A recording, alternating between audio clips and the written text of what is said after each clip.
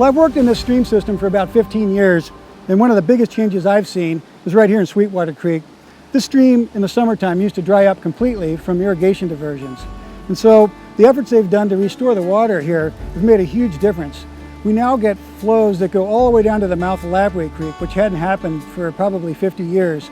And now that opens up a whole lot of restoration opportunities downstream that wouldn't have been worthwhile otherwise. And there's still a lot that needs to be done here yet, but we're really starting to make some progress, and there's a lot of opportunities now that we have water back in the stream.